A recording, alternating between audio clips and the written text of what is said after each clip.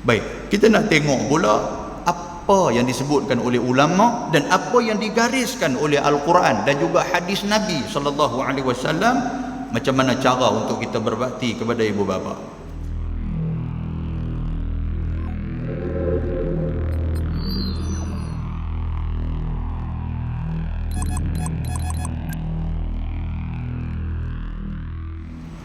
Bismillahirrahmanirrahim. Assalamualaikum warahmatullahi wabarakatuh. Al-Fatihah.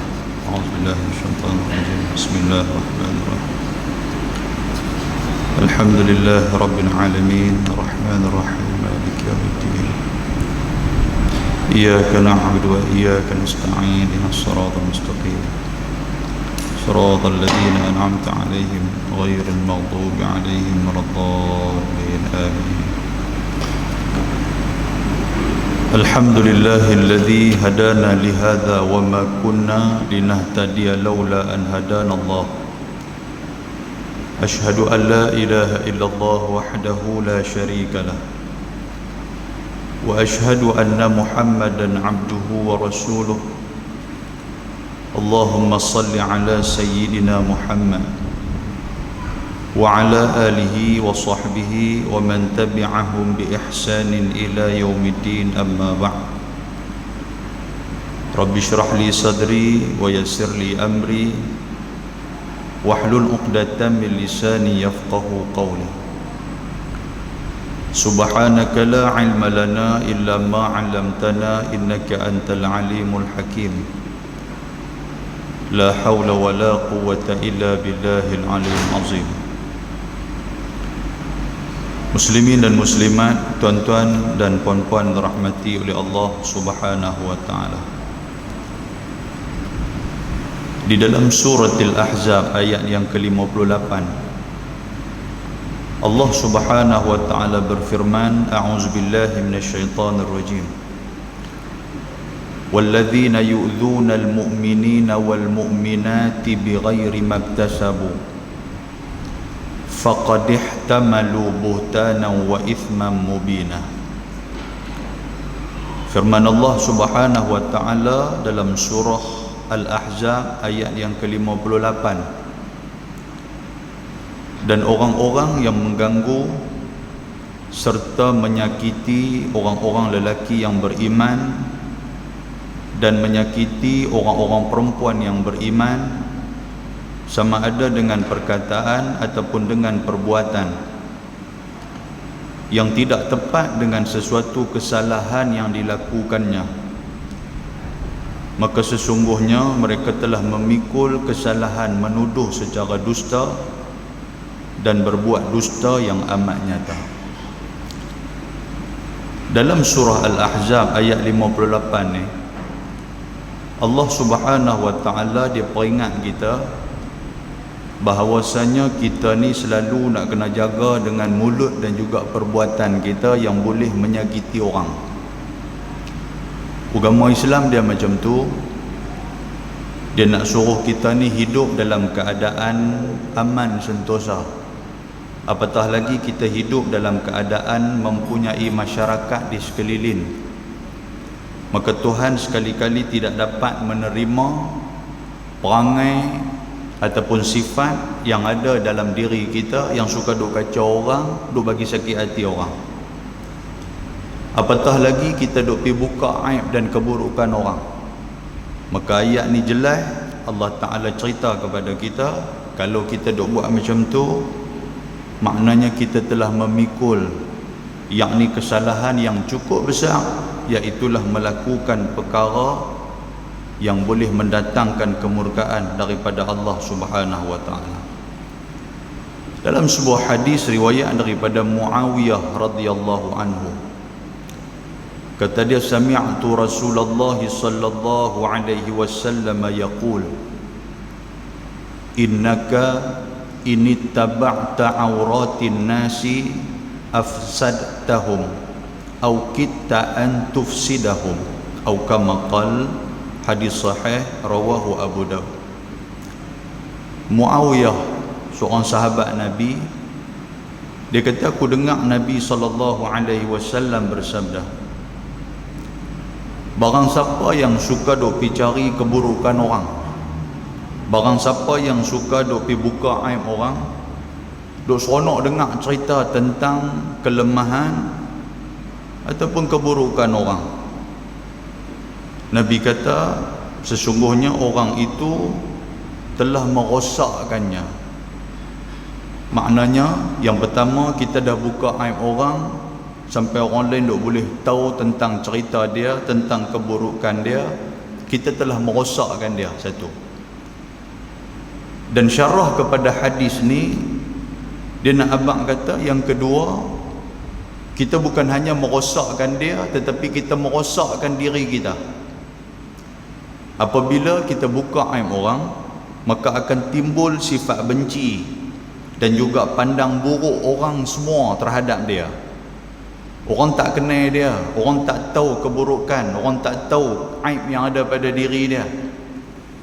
Tiba-tiba bila kita buka, menyebabkan orang lain tahu, kata, oh rupanya dia ni macam ni rupanya. Bukan hanya merosakkan dia, tetapi juga akan menimbulkan fitnah yang lagi besar. Mungkin dia dah nak berubah, mungkin dia dalam keadaan dia nak berhijrah daripada sifat-sifat hak tak elok yang sebelum ni, dan dia tak mau cerita-cerita tu orang lain tahu. Tiba-tiba kita pi tahu, kita pi buka aib dia, yang menyebabkan dia langsung tidak berubah, malah lagi teruk daripada apa yang kita ceritakan tentang diri dia. Yang ni lah besar bila kita cuba buka aib orang. Dan perkara ni disebut oleh Nabi SAW supaya kita ni jangan jadi satu manusia yang suka duduk bagi hukuman dekat orang.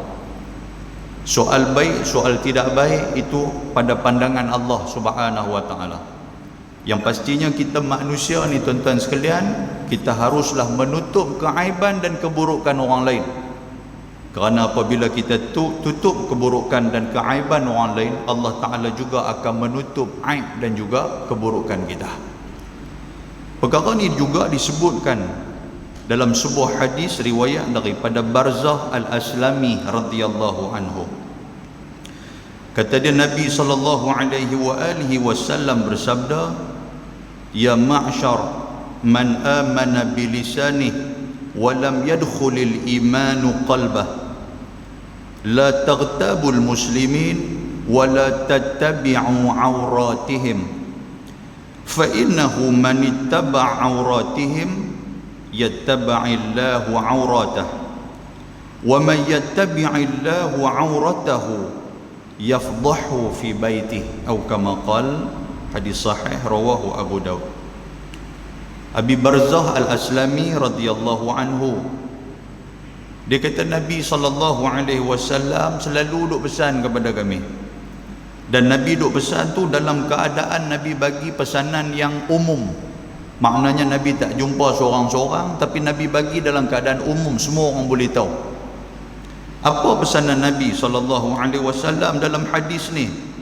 Kata Abi Barzah, satu hari Nabi panggil kami semua, lalu Nabi bagi satu pesanan. Nabi kata, ya ma'syar man amana bilisani wa lam yadkhulil imanu qalbah. Nabi kata, wahai manusia, wahai kawan-kawan, Nabi kata, yang mana mereka ini beriman, daripada segi mulut tu nampak macam beriman, tetapi sayangnya walam yadkhulil imanu qalbah, tetapi sayangnya iman tu tak sampai di hati. Maknanya ada satu benda, something yang tak kena, ada satu benda yang tak kena. Bila Nabi SAW sebut macam tu, Nabi kata, wahai orang-orang yang hampa pandai duk bercakap, yang di mulut hampa ni nampak manis, yang di mulut hampa ni nampak macam hampa beriman, tetapi pada hakikat dia walam yadkhulil imanu qalbah, tapi sayangnya hati hampa tak sama macam mana mulut hampa bercakap. Ni Nabi pesan tuan-tuan sekalian, pasal ada benda sampai di telinga Nabi, jadi Nabi tak teru kepada seseorang tu, Nabi bagi umum. Ada orang sampai kepada Nabi, yang mana sahabat-sahabat Nabi ada 2-3 orang ni, dia duk suka kata ke orang, duk suka cari keburukan orang. Dia tak sama dengan perbuatan mereka. Mulut ni duk abang ni tak sama macam perbuatan. Depan orang sembang elok, depan orang sembang manis, tapi dalam hati ni duk menyumpah. Jadi Nabi dia bagi umum kepada mereka ni. Nabi kata, aku nak pesan dekat hampa, la taghtabul muslimin. Nabi kata, jangan hampa sekali-kali duk pergi mengumpat sama-sama hampa. Nabi pesan, wala tattabi'u auratihim, dan janganlah hampa duk sibuk duk pergi cari aurat, duk pergi cari benda yang orang duk tutup. Aurat ni tuan-tuan, benda yang kita malu nak tunjuk. Maknanya benda yang tak apa nak elok. Kalau kita tunjuk ni, kita jadi malu, kita jadi segan dengan orang. Jadi kalau kita sendiri nak tutup aurat kita, kita nak tutup aib kita, tiba-tiba ada satu syekh ni pula, ada satu orang ni pula, dia pula duk pergi buka cerita kita depan orang, lagilah kita rasa malu pasal kita sendiri nak tutup benda tu. Jadi Nabi kata apa? Nabi kata, wala tattabi'u auratihim, janganlah kamu duk sibuk. Tattabi'u ni makna dia duk pergi cari cerita kan. Tattabi'u ni dia macam tabi'in. Tabi'in ni siapa? Orang yang mengikut Nabi, orang yang mengikut sahabat-sahabat Nabi. Kan kita pernah dengar dalam doa pun kita akan jadi baca kan, ashabin Nabi, lepas tu tabi'in, tabi'ut tabi'in, orang yang mengikut sahabat, lepas tu orang yang akan mengikut sahabat Nabi. Tabi' ni kita duduk cari cerita. Bila kita tahu kata ada cerita bagus tentang seorang-seorang ni, kita pergi buka aib dia kepada orang syok. Bila orang syok dengar cerita ni, kita lagi nak cari, kita lagi nak gali cerita tentang buruk dia. Nabi kata ni perangai cukup tak elok. Nabi kata, sebab tu Nabi pesan, Nabi kata, wala tattabi'u auratihim, jangan hampa duduk sibuk, jangan duduk selongkak cerita tentang buruk orang. Fa innahu man ittaba'a auratihim yattaba'illahu auratah. Pasal kalau hampa duk selongkak cerita buruk tentang orang, yattaba'illahu auratah, Allah Ta'ala nanti akan buka aib hamba. Tuan-tuan, bila kita cuba nak selongkak aib orang secara tak langsung, kita dah buka aib kita sendiri. Apa maksud macam tu? Orang tahu kata dia ni rajin duk main ke masjid, tapi dia ni jenis perangai duk suka jaga tepi kain orang. Tidakkah benda tu aib? Bila kita dah mula kacau orang, kita dah mula buka aib orang, secara tak langsung kita telah membuka diri kita untuk orang pula membuka aib kita secara tak langsung. Dan kata Nabi SAW, kalau tak mau nak faham lagi, wa may yattaba'illahu auratah yafdahu fi baitih, jangan sampai Allah Subhanahu wa taala buka keburukan kita. Pasal kalau Tuhan buka keburukan kita, tak ada siapa nak boleh tutup keburukan kita. Sehingga kan Nabi kata apa? Yafdahu fi baitih, nanti Allah Taala akan buka keburukan sampai dalam rumah kita sendiri, nanti Tuhan akan buka. Apa maksud dia tuan-tuan? Orang akan cari aib kita. Tambah-tambah kawan hak kita buka keburukan dia tu lagi taram teruk dekat kita. Oh, dia kata hari ni hang duk cerita tentang buruk aku, tak apa, hang tunggulah apa jadi dekat hang, apa kisah yang hang buat, apa keburukan yang ada dekat hang, nanti aku akan canang lebih daripada apa yang hang canang tentang diri aku. Kalau orang dah isytihar macam tu tuan-tuan sekalian, nanya kita, pasal apa? Pasal fitnah ni mula pada kita. Pasal apa? Pasal kita duk pergi buka aib orang, pasal kita duk buka keburukan orang. Bila kita dah buka keburukan, kita duk buka aib orang, maka kita bersedialah keburukan kita juga akan diselongkang oleh orang. Muslimin dan muslimat yang dirahmati Allah Subhanahu wa taala, dengan ayat Quran dan juga hadis Nabi yang kita baca sebagai mukadimah malam ni, nak abang apa kat kita, jangan duk jadi manusia yang macam ni. Kita dah bagus dah duk main semayang di masjid, duk main mengaji, kita dah bagus dah duduk buat amalan-amalan sunat. Jangan dikarenakan amalan-amalan yang tak elok ni, dia akan kacau pi habis amalan kita. Tuan-tuan, bila orang tahu kata kita ni tak bagus, macam mana yang kita duk buat lah ni, nak main ke masjid pun malu. Bila cerita kita orang duk canang pi rata ceruk, nak main jumpa orang pun malu. Bukan tekan nak main masjid malu, nak main semayang Jumaat pun dia jadi orang yang last sekali semayang. Dia main, dia takkan duduk di khalayak ramai, dia akan cari tiang-tiang mana yang akan cover dia. Pasal apa? Pasal dia dah tak ada confident dalam diri dia untuk nak berjumpa dengan orang. Orang dah tahu dah dia macam mana. Bila dia sembang dengan orang pun, orang lagu duk tengok sebelah mata dekat dia. Orang tahu dia ni hati dia lagu mana. Walaupun mulut duk manis apa semua, orang berjaga-jaga. Tuan-tuan, susah hidup kalau jadi macam tu. Mudah-mudahan mukadimah tu bagi manfaat kepada kita, insya-Allah. Muslimin dan muslimat yang dirahmati Allah Subhanahu wa taala, kita buka kitab Bahrul Mazi jilid 13. Bahrul Mazi jilid 13, kita masih lagi berada di dalam bab Abwabul Bir Wassilah, iaitulah bab tentang hubungan rahim yang kita petik daripada hadis Nabi sallallahu alaihi wasallam. Tuan-tuan buka bab tu, kita tengok dalam nombor masalah dia 114. Jumpa muka surat apa lah? Muka surat 51 105. 105 tuan-tuan. Maklumlah 4 bulan nanti tak main kan. 4 bulan dia selam bintang mana kita pun tak tahu. Bila nak buka balik cari susah. Baik, muslimin dan muslimat yang dirahmati Allah, tuan-tuan dah jumpa dah muka surat 105. Qala al-musannif rahimahullahu taala wa nafa'ana bi'ulumihi fid darain amin. Baik tuan-tuan sekalian, kitab yang dibekalkan kepada tuan-tuan dan kitab yang ada dekat saya, kita menggunakan kitab Bahrul Mazi. Kita berada dalam Abwabul Bir Wassilah an Rasulillah sallallahu alaihi wasallam, iaitulah bermula bab-bab kebaktian. Bir ni benda baik. Kitab ni dia lebih kepada menceritakan tentang adab kita nak hidup macam mana, adab masyarakat ni macam mana.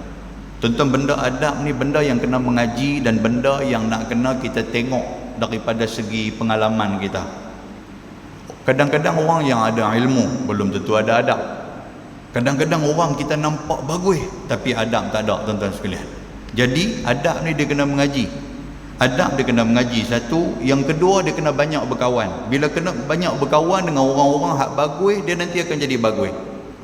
Bukan tekat dia jadi bagus, malah orang hak bagus ni akan tolong nasihat dia tang mana-mana yang tidak bagus. Kerana tu hadis Nabi SAW, Nabi kata al-mar'u ala dini khalilih. Nabi kata seseorang tu dia ni akan tengok agama kawan dia. Kalau dia berkawan dengan orang yang kaki semayang, walaupun dia mula-mula ni bukan semayang pun, tapi bila dah lama duk tengok kawan tu semayang, pi mana dengan dia nanti kawan tu berhenti semayang, dia ni akan termalu sendiri. Lah kali dia pun pelan-pelan duk pi habaq kata, hang ajak aku semayang ya tak? Nampak tak? Dah mula terbuka hati dah. Bila kita kawan dengan orang yang kaki mengaji, saki dengar masjid nu, saki dengar masjid ni kawan ni duk pi, dia pun ada dalam hati dia ni nak pi, tapi dia duk berasa segan, duk berasa tak biasa dengan duk mengaji merata apa semua ni, tuan-tuan. Sampai satu hari Tuhan nanti akan buka. Pasal apa? Pasal dia nak kebenaran, dia nak kebaikan tu. Sama macam adab juga. Bila kita berkawan dengan orang hak memang mulut dia ni jenis bagus, jenis sembang dengan kita pun kita berasa hati senang, jenis tak mau nak kata kat orang, jenis tak mau nak buka aib orang, kita duduk dengan dia pun tuan-tuan, bila kita nak cerita tentang orang, dia duk ada tang tu, kita jadi malu. Secara tak langsung benda tu boleh mentarbiah dan mempengaruhi kita. Yang ni maksud hadis Nabi sallallahu alaihi wasallam. Baik tuan-tuan, tengok 114 masalah dia kata. Ibulah yang sayugianya lebih banyak diperbuat bakti kepadanya. Dia mula dulu dengan keluarga dulu. Dia mula dulu dengan ibu bapa dulu. Kan? Dia mula. Permulaan kitab kita ni dia mula macam tu. Baik, dalam ni dia kata apa? Dia kata di antara mak dan juga pak. Mak dan ayah ni yang mana dulu kita nak kena dahulu? Ayah kata macam ni, mak kata macam ni. Maksud dia bakti kita kepada ibu bapa tu nak mula tang mana dulu? Kan? Baik. Dia kata apa? Dia kata ibulah yang sayugianya lebih banyak diperbuat bakti kepadanya. Maknanya dia dah jawab dah soalan kita. Nombor satu apa? Maknanya ibu tu kita nak kena dahulukan dia lebih daripada pak. Pasal apa? Dia nanti akan bagi alasan. Kerana ialah, yakni ibu itulah yang lebih penat memeliharakan anak dia. Kan? Mak dia lebih penat. Pasal apa yang kata mak yang lebih penat, tuan-tuan sekalian? Pasal banyak benda mak ni duk bergelumang dengan anak. Daripada segi mengandung dia, daripada segi beranak dia, daripada segi menyusu dia, daripada segi nak urus selepas daripada dah dia ni dilahirkan apa semua ni, semua mak. Pak ni tuan-tuan sekalian tak apa nak berasa sangat. Kalau pak mengandung nak yang kita. Kan? Ni mak duk mengandung. Dalam-dalam duk mengandung tu macam-macam benda dia boleh buat. Dia boleh tolong masak waktu tu, dia boleh tolong basuh kain apa semua. Pak ni kira buka suara abang tunggu nasi bila siap ya. Ni yang kata mak ni. Benda ni tuan-tuan bukanlah ni yang kita duk tengok ni. Pada zaman sebelum ni dah berlaku dah. Pasal itulah hadis Nabi sebut kata benda ni nak kena dahulukan yang kata ibu ni. Dan dia kata apa? Dan dia kata kuat belah kasihan atas anaknya daripada masa kecil. Kan? Mak lah yang masa kecil ni tuan-tuan sekalian, anak duk teriak apa semua, mak lah nanti akan dodoi bagi lena. Kan? Kalau pak nak bagi lena tuan sekalian susah ya. Walaupun ada, bukan tak ada. Kan? Lagi tuan-tuan kata tak ada langsung apa ustaz duk bela mak ya, kami hak pak ni takkan tak ada. Dak, pak tu ada. Tapi pak tu daripada sisi yang lain. Dia kata apa di sini? Dia kata dibelanya anak tu dia jaga dan dilatihnya. Mula-mulanya dikandungkannya 9 bulan dalam perutnya. Nombor 1 ni pun kita dah halah dah yang kata dengan mak ni. Kan? Anak mengandung ni pun tuan-tuan sekalian, sebelum nak mengandung tu macam-macam duk jadilah. Dengan Allah dia apa semua, dengan hak dia duk biasa duk boleh makan buah ni bila dia mengandung hak nu tak boleh makan, hak ni tak boleh makan. Dan dia kata kemudian sebagai cabut nyawanya menanggung sakit beranakkan anaknya. Tu yang kedua. Waktu nak beranak ni pun tuan-tuan sekalian serupa dengan nak cabut nyawa punya duk teran anak bagi keluar ni. Kan? Tapi lah ni mudah. Bila dah tak apa nak boleh teran, dia kira nak belah lah ni. Kan? Tapi tuan-tuan sekalian, hakikat dia belah ke ataupun beranak secara normal ke, benda tu sakit. Walaupun kena belah pun tuan-tuan sekalian, perut lagu duk kena siap ni tuan-tuan, dia bukan boleh duk mangkit-mangkit berjalan pergi terus lagu tu. Berapa bulannya dia duk rasa sakit di perut ni, dan dalam waktu yang sama anak tu dia nak kena belah, dia nak kena menyusu apa semua waktu tu. Tu yang kita cerita sakit tu. Apabila sudah beranak, datang pula bertimpa-timpa penat di atas penat, dia kata. Iaitulah menjaga busuk hancingnya anak itu, dia basuhkan air kencingnya. Akan berak kencing anak apa semua ni mak lah, dalam keadaan dia penat tu. Dan juga memandikan dia, mandikan anak, dan bersihkan makan pakai dia, dan juga beri makan pakai apa yang munasabah dengan rasmi badan. Mak lah yang tahu benda susu apa nak kena bagi, tepung apa, susu tepung apa nak kena bagi, mak lah. Pak ni kira benda apa nak beli, senarai mai dia kira beli ya tuan-tuan sekalian. Kan susu hak ni apa semua mak saja yang tahu benda-benda macam tu. Hingga dia kata apa? Hingga apa ni? Pentinglah ia daripada makan apa-apa yang menyalahi dan menyakiti tubuh anaknya. Maknanya dia perhati sungguh-sungguh tentang yang kata tentang anak dia ni. Dan diberinya menyusu, kemudian dinyanyikannya. Dalam duk susu tu dia duk menyanyi bagi Lena tuan-tuan sekalian. Dan didendangkannya supaya diam anak tu daripada menangis. Tuan-tuan, anak kita kalau menangis lari pergi kat pak, bertambah menangis dia. Kan? Tapi kalau pergi dekat mak sat je, mak pegang duk urut belakang, duk urut apa semua, dipeluk-peluk apa sikit, senyap begitu, senyap-senyap boleh Lena. Kan? Pergi kat pak lagi bertambah menangis, tengok-tengok pak yang Lena, anak duk menangis gitu. Baik, dia kata apa? Dan dia kata apa? Biar kiranya tidur dengan jenderanya dalam dui dia apa semua. Kemudian apabila tengah malam, berapa kali punya dia duk menyalinkan dan membersihkan busuk hancin anaknya tu tengah malam, tidur terganggu yang kata mak ni. Dengar anak duk teriak, pak ni kira duk sigung badan mak ni. Noh, budak teriak tu. Kan? Dia pasal dia nak Lena, esok dia nak kerja. Tu buat adalah sangkuh kukuh yang tu. Demikianlah hingga besar ibu itulah di dalam sengsara memeliharakan anaknya. Tuan-tuan nampak tak? Tuan-tuan, ada juga sampai besar tu pun tak selesai. Bila habis ke anak ni pula nak kena belah cucu pula. Pasal tu ada ibu-ibu tuan-tuan sekalian, bila anak nak pergi hantar kata mak tolong jaga cucu ni apa semua, dia kata aku tak mau dah, cukup lah, aku tak larat dah. Aku belah hampa 6 orang tu pun dah sakit di badan aku dah. Lah ni masa aku nak pergi beribadat, aku nak pergi ke masjid, aku nak pergi mana-mana dengan hampa ni mudah kata, aku tak mau dah benda-benda macam ni. Aku tak mau dah Lena aku terganggu pasal aku nak kena Lena awal. Lepas tu pagi esok aku nak kena mangkit awal, aku nak kena pergi masjid apa semua. Tapi mai dengan cucu ni takut sagi aku pun tak boleh nak Lena, dia kata. Tuan-tuan ada macam tu. Tapi kadang-kadang anak tak apa nak faham, dia kata payah dia kata nak pergi hantar kat mak-mak bukan dia buat kerja apa pun, dia kata lah ni susah tak apa, pergi hantar pergi pengasuh lah. Dia buat bebai macam tu. Oleh kerana bebai macam tu lah yang menyebabkan mak kita ni tak berayalah cucu punya pasal. Nak jaga hati anak pun sama tuan-tuan sekalian. Dia pun duk belah. Bila belah tu yang tak nampak di masjid pun 3-4 bulan tu. Orang tanya ni Kak Long, Kak Ngah pergi mana ni? Apa nama Hajah pergi mana? Lama tak nampak. Dia kata jaga cucu. Dia kata awak anak apa siapa? Dia kata tu lah pengasuh mereka pula duk lepas kena covid tu betul tak mau nak ambil. Dia jadi cerita pula lagu tu tuan-tuan sekalian. Baik. Dia kata dengan kerana itulah sampai 3 kali Nabi SAW menyuruh berbuat bakti pada sepotong hadis di atas tadi, iaitulah menunjukkan hendak beratkan ibu dan banyakkan ihsan kepadanya. Sebelum ni kita ada baca hadis macam mana ada seorang sahabat dia pergi jumpa Nabi SAW. Dia pergi tanya Nabi, dia kata ya Rasulullah, dia kata siapa yang saya nak kena buat baik? Lepas tu Nabi kata apa? Nabi kata ummuk, Nabi kata mak hang.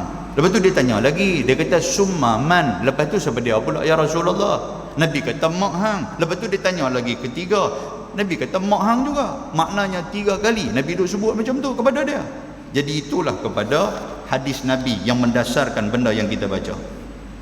Kata Imam An-Nawawi rahimahullahu ta'ala dalam syarah Muslim, dan telah dinakalkan oleh Al-Harith Al-Muhasibi akan ijma' ulama di atas ibu itulah yang dilebihkan kebaktian kepadanya lebih daripada bapa. Imam Nawawi dalam syarah Muslim dia kata apa? Dia kata ijma' ulama tu sebut apa? Maknanya dahulukan yang dikatakan mak. Dan telah dihikayatkan oleh Al-Qadhi Iyad menyalahi pada yang demikian itu. Qadhi Iyad ni dia kata pak, dia kata nak kena dahulukan pak. Pasal apa? Pasal pak ni duk keluar pergi kerja, pak keluar pagi balik malam. Keluar pagi balik malam tu pasal apa? Pasal duk cari makan. Kalau pak tak cari makan ni macam mana nak datangkan makanan pada mak? Bila mak tak ada makanan macam mana nak keluar susu nak bagi kepada anak-anak? Dia duk fikir macam tu tuan-tuan sekalian. Jadi itu pun boleh terima, itu pandangan ulama. Maka kata jumhur ulama dia kata apa? Dia kata lebihkan ibu juga. Manakala jumhur ulama ni dia lebih memilih bahawasanya mak tu kita nak kena dahulukan. Dan telah dia kata, dan kata setengah mereka itu berbuat bakti antara ibu dan bapa itu bersamaan jua. Kan ada ulama pula dia kata apa? Dia kata kedudukan mak dengan pak ni sama, dia kata. Tak ada beza pun. Kan tak ada nak dahulukan mak dulu ke, nak dahulukan pak dulu ke, tak ada. Yang penting dua-dua ni nak kena dahulukan depa dua tu. Dan kata Al-Qadhi telah dibangsakan oleh setengah mereka itu akan ini pandangan kepada Imam Malik. Imam Malik mazhab Maliki. Tuan-tuan tahu mazhab Maliki, dia kata apa? Dia kata darjat mak dengan pak sama, dia kata. Maka yang betulnya ialah qaul yang pertama tadi. Syekh Idris Al-Marbawi ni dia pun dandan. Dia orang kata apa? Dia pilih pandangan hak kuat apa dia? Iaitulah yang pertama. Pandangan hak pertama kata apa? Nak kena ibu dahulukan. Kerana terang hadisnya pada makna yang demikian itu. Pasal hadis ni terang-terang menyatakan bahawasanya mak yang kena dahulukan.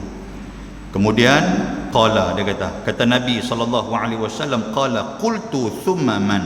Qala summa abaka summa al-aqra fal aqra. Kata Muawiyah yang meriwayatkan hadis ni, dia kata lepas daripada Nabi SAW sebut tentang 3 kali Nabi duk sebut tentang mak hang nak kena dahulukan, mak hang nak kena buat baik dekat dia, mak hang nak kena buat baik. Muawiyah kata pula lepas daripada tu aku tanya pula Nabi SAW, lepas mak siapa dia ya Rasulullah? Kemudian apa kata Nabi? Dia kata aku tanya juga lagi akan Nabi SAW, kataku kemudian siapa yang hamba perlu berbuat bakti ya Rasulullah kepadanya? Muawiyah tanya Nabi SAW. Maka dijawabnya, yakni dijawab oleh Nabi SAW, kemudian bapa kamu, dia kata. Kemudian selepas daripada bapa, kemudian yang lebih hampir, maka yang lebih hampir. Maknanya lepas pada pak, adik-beradik. Dia macam tu. Kan? Mula mak, lepas tu pak. Lepas pak, kalau ada mak menakan, mak menakan. Kalau ada pak menakan, pak menakan. Maknanya yang dekat-dekat dengan mereka. Dia macam tu.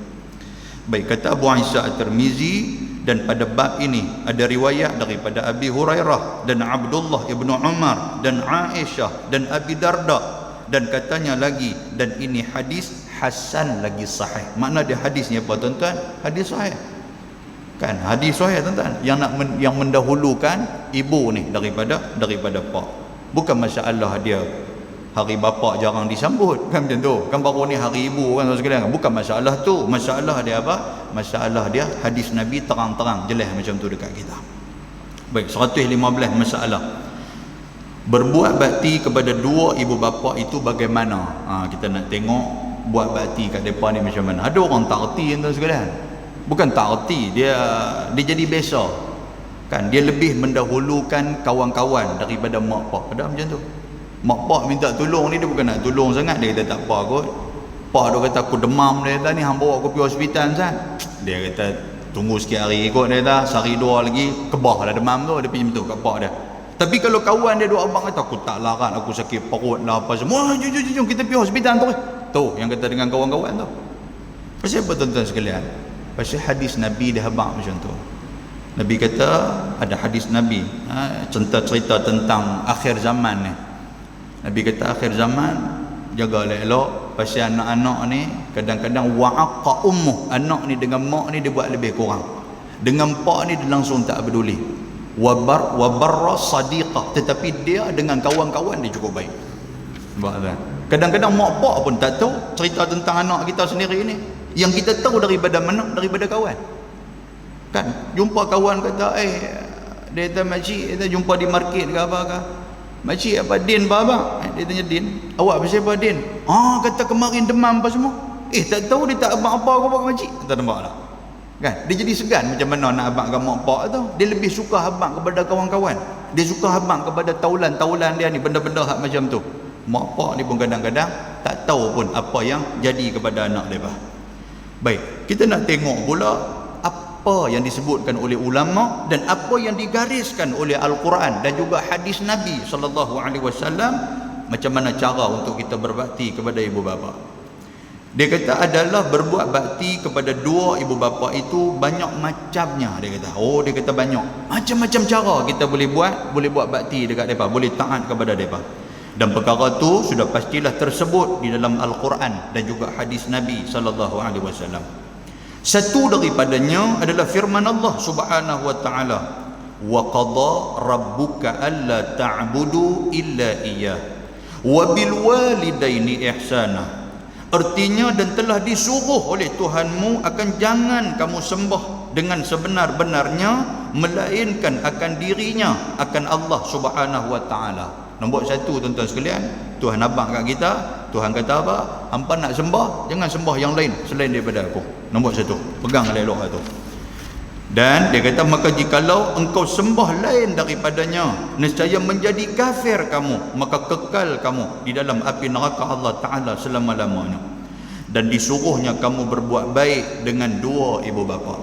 Kan ayat tu dia ada dekat-dekat tuan-tuan sekalian. Maknanya benda ni menurut ulama tafsir, dia kata memang dituntut kepada kita untuk kita taat kepada dua ibu bapa selepas daripada kita sembah Allah Subhanahu wa taala. Nombor satu, sembah Allah Taala. Nombor dua, taat kepada ibu bapa, buat baik kat depa. Jadi tuan-tuan, bila tengok ayat ni, dia rapid di antara kedua ibu bapa dan juga Allah Subhanahu wa taala. Makna dia besar tuntutan untuk kita berbuat taat kepada kedua ibu bapa. Baik, lepas tu dia kata apa di sini? Dia kata macam mana cara nak buat baik itu? Iaitu biar merendahkan diri kepada keduanya. Walaupun siapa pun kita tuan-tuan sekalian, kena rendah diri kat mereka. Tuan-tuan ada depan saya ni pun ada yang ketua nu, ada yang CEO ni, ada orang kaya tang nu, ada datuk ni. Kat mana kita nak tahu depan saya ni ramai tuan-tuan sekalian. Tapi dia bukan main tiba-tiba, maknanya dia ada ibu bapa. Tapi kadang-kadang dengan ibu bapa dia ni, dengan ibu bapa hak ada di kampung apa semua ni, dia bukan pernah bawa main rumah dia. Dia kata payah bawa main pak aku, main rumah aku, main mak aku, rumah aku. Dia kata nampak leceh, dia nampak sebab orang kampung mana. Tuan-tuan ada macam tu. Bila dah duduk di taman lagu ni orang dah kenal dia tu dengan orang yang hebat apa semua ni, tiba-tiba tengok pak dia ni, orang tengok dia betul ke? Pak hang ni orang kampung biasa, tapi nampak hang ni kemas ni dia tak mau macam tu. Dia nak kalau boleh orang cerita tentang bagus-bagus ya.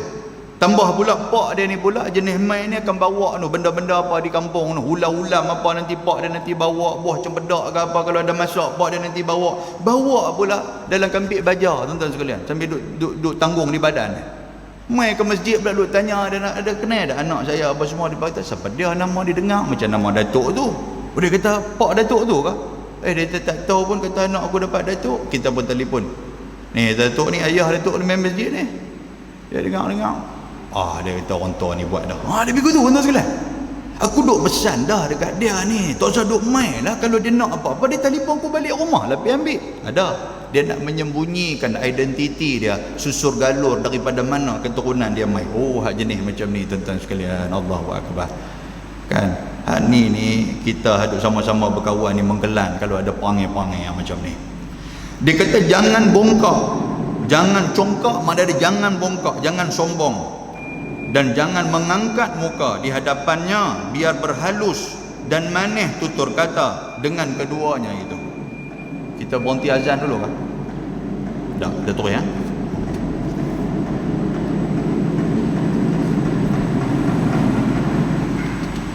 Baik, dia kata apa tuan-tuan? Dia kata jangan kita mengangkat muka di hadapannya. Jangan duk bercakap, lalu duk jegir mata depan dia. Kan? Tuan-tuan, mak ayah ni ada lah masa-masa dia tu. Kadang-kadang dia tak dengar. Dia tanya kita 2-3 kali, tuan-tuan sekalian. Kita pun sekali kita habang tak apa dengar, 2 kali habang tak apa dengar, 3 kali naik bebai. Kan? Tapi mana? Pergi masjid. Apa dia? Masjid. Apa dia? Dia mula nak naik. Dia kata orang kata masjid tak dengar. Dia pergi begitu. Tuan. Ni, kadang-kadang duk main ke masjid ni pun lagu tu punya dengan mak pak dia buat lebih kurang. Tak mau. Dia kata biarlah berhalus sembang ni, kalau boleh cari ayat yang bagus, ayat yang halus, yang tidak orang bagi tontok hati depa. Biarlah bermanis tutur kata dengan keduanya tu. Walaupun kita sibuk macam mana sekalipun, layan depa. Layan depa tuan-tuan sekalian. Dan dia kata apa? Dan apa yang disuruhnya, jangan kata ataupun jangan kata cih. Jangan benda tu tak mau. Ataupun enggan dan juga memberi belakang. Jangan kita duk kalih tadi sembang orang tua ni dan menunjukkan tanda tak suka apa kehendaknya, kan? Apatah lagi hendaklah jauhkan benak-benak daripada tengking dan juga herdik. Jangan duk dorkah depa apa semua, jangan tuan-tuan. Dia kata buatlah belah kesian sebagaimana keduanya belah kesian padamu pada masa kecilmu. Tuan-tuan, benda ni pernah disebut, kalau tuan-tuan pernah belajar dalam kitab Muhimmah, cerita ni suami isteri punya cerita ni, kan? Sayyidina Umar dalam tu dia petik satu kisah Sayyidina Umar Al-Khattab radhiyallahu taala anhu. Bila dia nampak ada satu budak perempuan yang duk tanggung mak dia. Budak perempuan ni pergi mana tanggung, mak ni duk perhati 3-4 kali ni, dia kata duk jerumah dengan budak perempuan ni, memang bagus dia ni. Pergi mana dia nanti akan tanggung mak dia tak boleh nak berjalan. Sampailah Umar jerumah dengan dia, Umar panggil dia. Umar kata hang cukup bagus, hang anak yang cukup bagus. Hang buat ni lebih daripada apa yang sepatutnya seorang anak buat. Pasal apa? Pasal hang boleh pergi merata, hang boleh buat kerja, hang bawa mak hang pergi tangguh, hang bawa mak hang, tak tinggal langsung mak hang ni orang bagus. Apa kata budak perempuan tu tuan-tuan sekalian? Dia kata wahai Amirul Mukminin, dia kata tersalah kamu. Tu ayat lama. Dia kata tersalah kamu. Pasal apa? Dia kata sungguhlah aku jaga mak aku bela mak aku, tapi ada satu benda yang duk bermain-main dalam diri aku ni. Pasal apa? Aku menantikan bilakah hari pemergian dia. Nampak tak sekalian? Kata Umar tanya dia kata macam tu. Dia kata cuma yang tak bagus yang duk ada dekat aku ni apa?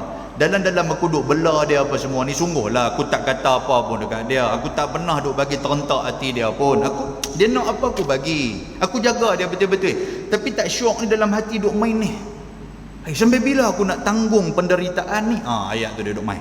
Sampai bila ni aku nak bela dia? Sampai bila aku nak jaga dia? Sampai bila lah aku nak presoh dia ni? Sampai bila ni? Dia main macam tu.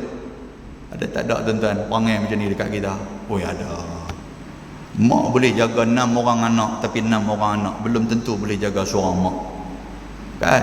Seorang mak bila jatuh sakit tuan-tuan sekalian, Allah huru hara habis-habis 6 orang. Hak mana duk boleh berkawan sekali, hak mana duk boleh duduk sekali ni, tiap-tiap tahun duk buat family day apa semua, pasal mak duk sihat, pasal ayah duk sihat. Tiba-tiba bila ayah tak sihat ataupun mak tak sihat ni tuan-tuan sekalian, hancur habis-habis program family day apa semua, hancur habis-habis. Pasal apa? Pasal pak tak sihat. Lepas tu pakai duk tuduh, pakai duk tunjuk, pakai duk pergi lempak pak ni sana sini. Sekali pergi lempak rumah abang hak sulung, lepas tu nombor 2, lepas tu nombor 3, lepas tu main balik kepada bongsu ni. Lepas tu hak bongsu ni pun dah lama-lama dia buat senyap dalam grup pula abang-abang tu. Tak tanya langsung tentang mak ni. Pasal kalau tanya sekali, anak hak bongsu nak pergi hantar pergi kat dia apa? Dia baru duduk senyap pula. Kan? Adik hak bongsu ni pun tuan-tuan sekalian, dia pun ada keluarga dia. Ada keluarga dia, yang mana isteri dia ataupun yang mana suami dia ni menantu kepada mak ni. Satu je dia kata, kita bela mak ni dekat 4 bulan dah duduk rumah kita ni. Awak hang seorang ke anak mak? Dia buat ayat macam tu. Dia buat ayat macam tu kira nak bergaduh. Dia kata, abang yang cakap macam tu ni mak saya. Sungguhlah mak hang pun, aku faham, aku pun ada mak. Tapi mak ni pun dia ada anak-anak hak lain. Awak yang daripada buat senyap tu pasal apa? Dia cari pasal lah tu. Bini pun turun-turun ayak mata derai apa semua. Lepas tu duk hantar ke WhatsApp group. Ni saja dia pergi buat ayat kata apa? Mak teringin nak pergi rumah anak-anak lain pula. Tengok-tengok hak lain pakai duk left group tinggal dia orang-orang. Ada, tuan jadi macam tu ada. Oh bahaya, tuan. Tak kena kat kita tak apa. Suatu hari kalau kena kat kita, kita tahulah macam mana peritnya tuan-tuan sekalian. Jadi bila kita tak mau benda tu kena kat kita, jangan kita buat kepada mak pak kita. Macam tu ya cerita dia. Kan hadis Nabi kata apa? Birru abaakum tabirru abnaakum. Hang buat baik kepada mak pak hamba, hang buat baik kepada mak pak hang, nanti anak-anak hang juga akan buat baik kepada hang. Macam tu aja. Nak dapat buat baik tu tara tu nak dapat tu. Allah.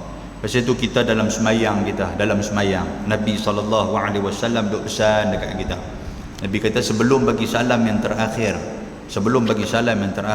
baca 4 benda ni. Jangan lupa tuan-tuan sekalian, jangan lupa. Kita baca, kita faham makna dia, kita selami yang kata tafsiran kepada doa ni tuan-tuan sekalian, kita akan faham kehidupan kita. Apa dia? Nabi kata, perbanyakkan baca Allahumma inni a'udzubika min azabil qabri. Nombor 1 kita dah baca dah. Wa a'udzubika min azabi jahannam. Nombor 2, ya Allah, aku minta lindung daripada azab api neraka jahannam. Wa a'udzubika min fitnatil mahya wal mamat. Nombor 3 ni. Nombor 4, wa a'udzubika min fitnatil masih ad-dajjal. Ni nombor ni 4 benda ni. Nombor 3 ni tuan-tuan, kita minta lindung supaya Allah Taala lindung kita min fitnatil mahya wal mamat, daripada fitnah masa hidup dan masa mati. Masa hidup yang ni yang kita takut ni. Lah kita duk sihat lagi. Nanti dia akan main, kita tak tahu tuan-tuan, esok lusa kita tak tahu macam mana nak jadi kat kita ni. Tengah duk berjalan elok-elok tuan-tuan, tiba-tiba kaki dia jadi terkendon macam mana tu, tak boleh jalan. Kacau kita. Tengah duk berjalan elok-elok jadi lemah terus badan tu. Sekali pasal apa ni? Rupa-rupanya kena minus stroke di kaki kan, mana kita nak tahu. Dak pun kena terus stroke setengah daripada badan. Dia mula nak main fitnah dekat kita dah waktu tu. Kan balik-balik rumah apa semua ni, tak apalah isteri duk ada lagi. Lepas tu kebetulan isteri pula nak kena pergi mana-mana, telefon anak balik main. Waktu tu kita tahu tuan-tuan sekalian, anak pun di luar pakai duk menyembang, kita duk dengar dalam rumah. Dia kata ayah pun nampak tak apa nak sihat noh kata. Itulah aku berisau yalah, aku sibuk ni tak dan aku nak jaga pak. Dengar di hati kita. Nampak tuan sekalian? Dah kata kak tak ada agak, dah kak hang pun hang faham lah, kak hang pun dia pun orang besar ya di pejabat dia tu. Jadi dia pun tak ada masa betul nak bagi kat siapa, takkan nak bagi kat cucu dia, bagi kat cucu dia lagi pakai mati terus depa lompat atas dia. Dia pegang tu. Tentang pak duk dengar ni dalam bilik ni, duk dengar, ya Allah, bila lah aku nak sihat, dengan tangan pun duk cengkuih lagu tu, dengan mulut duk herat ni dalam hati ni. Ya Allah, fitnah apa nak main dekat aku, ya Allah. Ya, nampak tak sekalian? Tuan-tuan, kita tak tahu pengakhiran kehidupan kita macam mana. Kita tak tahu. Ada orang yang ketika mana dalam seminggu dia sakit, lepas tu meninggal. Allahu Akbar. Allah Ta'ala bagi kelebihan dekat dia. Ada orang yang tuan-tuan sekalian 3 tahun punya duk terlantang, tak meninggal-meninggal. Dia jadi fitnah. Jadi fitnah. Kita tak boleh nak rasa, dan kita tak boleh, kita nak orang kata apa, kita nak bercita-cita kita nak meninggal di satu zon yang selesa, comfort zone. Kita tak boleh. Kita duk habang kat orang kata aku kalau boleh masjid ni Ibadur Rahman ni, masjid elok ni, kalau boleh aku nak mati di masjid ni, kata ni. Nak cantik dia aku mati tengah semayang lagi cantik dia dah. Dan aku nak disemayangkan di masjid ni, inilah di antara cita-cita aku. Tuan-tuan, kita kadang-kadang kita duk sorang-sorang, Tuhan nak bagi kat kita tu, kita duk sorang-sorang di rumah tu. Kan tak ada nak bangkit pagi apa semua, waktu tu celak-celak mata tengok-tengok meninggal habis-habis dah. Kita sorang-sorang kita. Jiran-jiran pun tak tahu. Sampailah 3-4 hari bila kita meninggal baru orang duk perasan ni, dia ni pergi mana haji ni, tiap-tiap kali subuh dia nanti ada, bukan dekat subuh, maghrib, isya apa semua dia nanti akan mai. Tanya jiran dia pula, kata haji pergi mana, tak tahu, duk tengok lampu apa semua ni nampak gelap, cuma lampu depan tu lah dia pasang tu. Dia keluar ni selalunya dia tak ada, dia keluar ni dia pergi rumah anak dia ke apa ke. Tuan-tuan, mula daripada tu ya, mula duk bau benda busuk dah. Tu nak jadi cerita tu. Duk bau benda busuk, bau ni bangkai apa, dia duk cari bangkai bewak ke, bangkai kucing kena belah kereta ke, tak ada pun. Tapi bangkai ni makin lama makin duk bau kuat, tuan-tuan sekalian. Kan, makin duk bau kuat. Lepas tu telefon anak-anak, ni rumah hampa ni ada bangkai apa dalam ni, pak hampa macam mana, main nak cakap dengan hampa, kata pak kami duk ada di rumah. Tuan-tuan sekalian, telefon poli, pecah-pecah pintu, tengok-tengok, meninggal. Mana kita nak tahu macam tu? Ada orang yang Allah Ta'ala bagi ni, dia meninggal ketika mana duduk di rumah anak-anak ada waktu tu, tengah bagus punya duduk makan bihun waktu pagi, dia tersedak untuk sekalian batuk, lapas ni dia tokak. Tiba-tiba dia meninggal di atas pangkuan anak dia, yang anak dia sempat menuturkan la ilaha illallah di telinga dia. Ada orang Allah Ta'ala bagi macam tu. Nampaklah, subhanallah. Tuan-tuan, habuan masing-masing, cerita dia habuan masing-masing. Yang pastinya dalam doa yang selalu kita duk minta kepada Allah, Allahumma khtim lana bihusnil khatimah. Kan doa tu imam lalu duk baca. Tuan-tuan duk belakang ni pun tuan-tuan kena dengar lah doa tu. Maknanya bukan takat amin, tapi amin tu amin sungguh-sungguh. Allahumma khtim lana bihusnil khatimah. Ya Allah, matikan aku dalam keadaan mati hak baik. Maknanya mati hak baik ni macam mana tuan-tuan sekalian? Anak-anak tak kedua nak roplah dengan kita, lepas tu kita pun mati pun elok apa semua selesai, alhamdulillah. Kan, pasal itulah bila kita jumpa kawan-kawan kita, kan, dengar kata mak ayah depa meninggal, apa kita ucap inna lillahi wa inna ilaihi rajiun. Pasal dia tahu kata mak dia meninggal, pasal pak dia meninggal. Ada setengah orang tak tahu, yang ni yang jadi masalah ni. Kan? Lepas tu kita pula duk bagi semangat dekat dia, sabar banyak-banyak lah. Mak hang hak meninggal tu sabar banyak-banyak. Semoga Allah Ta'ala merahmati dia. Dia tu dah selamat dah. Itu ayat selalu kita guna. Dia tu dah selamat dah. Kita ni tak tahu macam mana pengakhiran kehidupan kita. Ayat yang kedua pula dan doa dia kata apa?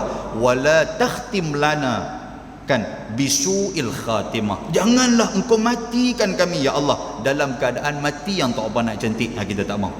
Kan? Tu doa tu baca bagi elok. Baik, muslimin dan muslimat yang dirahmati Allah Subhanahu wa taala. 116 dia kata apa? Masalah ibu bapa yang sudah tua, bagaimana kita nak memperbuatnya. Tuan-tuan, yang kata tua ni dia macam-macam lah, kan. Dalam surah Yasin kita duk baca, wa man nu'ammir nunakkishu fil khalqi afala ta'qilun. Kan ayat tu cerita macam tu. Siapa-siapa yang Allah Ta'ala bagi umur kepada dia, umur yang panjang, Tuhan bagi umur panjang, maka Allah Subhanahu wa Ta'ala akan bagi dia ni apa tuan-tuan sekalian, dia jadi macam mana asal kejadian dia. Dia jadi macam budak-budak balik, kan. Dia mula nak lupa, tuan sekalian. Dia duk semayang pun dia lupa, kata dia tak semayang lagi. Dia macam tu. Yang tu had tu tak apa lagi tuan-tuan sekalian, duk lupa semayang apa semua ni. Kadang-kadang tengah duk semayang dah, duk semayang apa semua, Allah, yang semayang tak ambil lagi. Dia berhenti ambil yang semayang. Orang kata haji siapa berhenti ambil semayang, terkentut ke? Dia kata tak, aku lupa ambil semayang. Lupa apa yang ambil semayang sekali dengan saya yang saya tepuk belakang haji tu? Ya ke? Dia pergi macam tu. Buat tak sekalian? Ada dia jadi lupa tuan-tuan sekalian, sampai main dengan kereta pun dia balik pukul kaki, jalan kaki. Haji siapa tinggal kereta? Aku main dengan kereta ke? Main dengan kereta. Lupa. Itu tak apa lagi tuan-tuan sekalian. Jangan sampai dia jatuh sakit, dia lupa pula di kalangan orang hak duk jaga dia. Lagi parah. Bini hak duk jaga dia apa semua dia lupa. Kan dia tahu siapa ni, dia tak nampak macam nurse apa hospital apa Pala Batik. Dia kata nurse apa bini abang? Oh ya ke, dia tak pernah tengok pun. Jahanam kita. Kita mula nak cekik dia lah. Pasal apa? Mungkin ada orang lain di sebalik tu. Kan kita ni dia kira lebih tu ya. Wallahu ta'ala alam tuan-tuan sekalian. Kita tak tahu macam mana kehidupan kita. Baik, dan cerita bab ibu yang sudah tua ni insya-Allah bulan depan nanti kita akan sambung, okey. Kita pergi bulan depan, kita akan tengok apa lagi cerita tentang ibu-ibu yang sudah tua ataupun bapa-bapa yang sudah tua ni. Kadang-kadang kau orang perempuan ni bila dengar kita umur 70, dia kata 70 dah. Tapi kalau kat pak ni kalau 70, dia tak kata 70 dah. Dia kata baru 70. Nampak tak sekalian? Pasal apa? Pasal nak bagi nampak muda tu. Kan? Dia nanti akan main otak apa semua tu, dia akan main cerita dia. Tuan-tuan, sebelum saya mengakhiri ataupun kita nak tutup kuliah kita pada malam ni, ada satu doa. Tadi Tok Imam kita pun baca doa tu. Doa ni tuan-tuan sekalian bukan doa untuk wabak saja. Allahumma inni a'udzubika minal baras. Kan doa tu kita duk baca kan? Allahumma inni a'udzubika minal baras wal junun wal juzam wa min sayyi'il asqab. Doa ni maksud dia, ya Allah ya Tuhanku, aku minta lindung daripada penyakit baras, penyakit kulit. Wal junun, daripada penyakit gila, penyakit nyanyuk. Tu junun tu, tuan sekalian. Majnun, tuan-tuan dengar majnun kan? Majnun tu makna dia gila. Jadi junun ni penyakit yang tu lah. Benda tu disebut dalam hadis riwayat Imam Muslim, ada sebut Nabi SAW pesan dekat kita kan, kalau kita tak mau kita duk jadi junun apa semua ni yang ni, dia ada dua syarat tuan-tuan sekalian benda tu. Tapi kalau nak jadi itu Allah Ta'ala nak uji kita lah kan. Dia ada dua syarat. Nombor satu, benda ni disebut akhzalil umur, yang kata umur kita dah mula sampai kepada zon yang mana kita duduk dalam zon tu kita dilema dengan otak kita ni, tak betul kan. Ada dua syarat. Nombor satu apa? Nombor satu, buat amalan baik banyak-banyak. Buat amalan baik banyak-banyak. Antara dia apa tuan-tuan? Ayat Quran ni mau duk baca lebih sikit. Ayat Quran mau duk baca lebih sikit. Biar otak kita ni tuan-tuan sentiasa duduk ingat Quran. Bila otak kita dengar Quran, dia akan segar secara tak langsung. Dia tak akan main benda-benda yang boleh duk bagi otak kita lupa, benda-benda yang boleh duk jadi kita ni jadi merapu-meraban, kita duk sembang ni. Ayat Quran duk ada. Baca Quran bagi banyak-banyak. Mula ni tuan-tuan sekalian. Bukan nak mula bulan puasa ni, nak kena mula dah lah ni. Habis bulan puasa pun kita terus kan. Itu terapi, yang kita terapi Quran tu. Kan Allah Ta'ala sebut wa nunazzilu minal Qur'ani ma huwa shifaa'u wa rahmatul lil mu'minin. Kami buat turun Quran ni bukan saja-saja buat turun, tapi kami buat turun Quran adalah menjadi syifa, menjadi penawar kepada hamba, kepada orang-orang yang beriman. Maknanya kita baca Quran tuan-tuan sekalian, biar benda tu duk ada dalam kepala kita. Tapi kita duk Quran tak ada, duk fikir tentang buruk orang, duk fikir tentang dunia, duk cerita tentang peta benda. Nanti kebetulan kalaulah Allah Ta'ala bagi jadi wal-ayazubillah, bila dah mula otak ni dia nak pergi ke nyanyuk apa sikit, benda tu kita duk sebut. Benda kereta, benda rumah, benda macam-macam kita duk sebut tentang peta benda apa semua, yang tu kita sebut. Daripada kita duk sebut benda-benda macam tu, tidakkah baik kalau benda tu kita sebut Al-Quranul Karim? Kan cerita ada. Baik. Jadi itu nombor satu. Nombor dua tuan-tuan, perbanyakkan baca doa tadi ni. Allahumma inni a'udzubika minal baras wal junun wal juzam. Juzam ni makna dia penyakit yang berjangkit. Ni ya, COVID-19 ni. Hak ni kita cukup takut tuan-tuan, tutup habis muka kita ni. Tapi penyakit gila ni tak ada siapa takut. Pasal apa? Gila ni dia macam-macam. Betul tak? Jadi hak tu tak apa nak takut sangat. Dia nanti dia akan main. Dia akan main benda tu. Wa min sayyi'il asqam, dan seburuk-buruk penyakit. Yang tu jadi 4 benda ni kita minta. Bukan dekat Tok Imam baca, kalau Tok Imam tak baca, kita pun nanti baca. Lepas habis sembahyang sunat apa semua baca doa tu. Kan? Apatah lagi tuan-tuan berada dalam rumah Allah Ta'ala, tuan-tuan berada dalam majlis-majlis ilmu, tuan-tuan berada dalam bulan-bulan yang penuh barakah ni. Bulan Rejab yang disebut sebagai Syahrul Hurum, lepas tu mai bulan Syaban pula lah ni, lepas tu nanti mai bulan Ramadan. Doa ni tak mau tinggal. Doa ni tak mau tinggal tuan-tuan sekalian. Kalau boleh mengapai doa ni, baca doa ni. Ya Allah, aku minta lindung daripada penyakit gila, aku minta lindung daripada nyanyuk, aku minta lindung daripada fitnah kehidupan dan juga fitnah kematian. Yang tu tuan sekalian. Sebab kita nak hidup semua orang nak baik.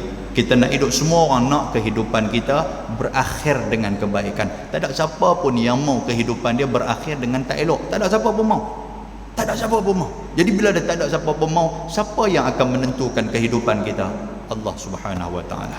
Boleh faham tak sekalian? Baik, mudah-mudahan Allah Subhanahu Wa Ta'ala merahmati kita. Lepas ni kita akan masuk ibu bapa yang sudah tua. Bagaimana kita nak selesaikan ataupun kita nak berbuat bakti kepada mereka. Dia akan main juga tentang merendahkan diri dan mendoakan ibu bapa. Ni doa ni pun jarang-jarang orang duk baca. Pasal itu anak kita letak mendoakan kita, pasal kita pun tak mendoakan ibu bapa kita. Dan juga nanti dia akan main pula sambung daripada hadis tu amal yang lebih afdal. Apa dia amal yang lebih afdal? Kan lepas tu dia akan main tentang memelihara semayang pada awal waktu pasal dia duduk dalam hadis yang sama. Tuan-tuan, kitab Bahrul Mazi ni kalau kita belek-belek lah, kalau kita belek-belek ni Bahrul Mazi ni Syekh Idris Al-Marbawi kalau dia buat main satu hadis, dia akan buat main satu hadis yang panjang. Dan hadis tu kalau Nabi SAW sebut ada 3 benda dalam hadis tu, maka kitab Bahrul Mazi ni dia akan memperincikan setiap hadis tu. Pasal tu kita tengok macam tak ada synchronize. Kan kita duk baca tentang mak pak ni, tiba-tiba sekali dia masuk pula tajuk memelihara semayang pula. Apa kena mak pak dengan memelihara semayang? Ada pun macam tu.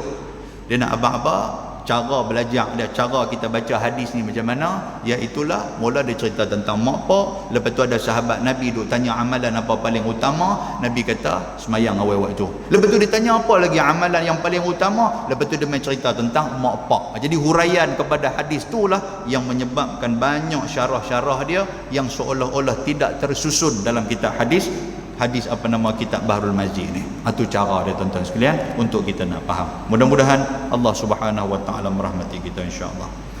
Aqulu qawli hadza wa astaghfirullahal azim. Assalamualaikum warahmatullahi wabarakatuh. Bismillahirrahmanirrahim. Alhamdulillah. Wassalatu wassalamu ala Rasulillah wa ala alihi wa sahbihi wa man tabi'ahu wa nasarahu wa wala. Allahumma faqihna fid din وعلمنا التأويل واهدنا صراطك المستقيم ربنا آتنا في الدنيا حسنة وفي الآخرة حسنة وقنا عذاب النار وصلى الله وسلم عليه والحمد لله رب العالمين تقبل الله منكم.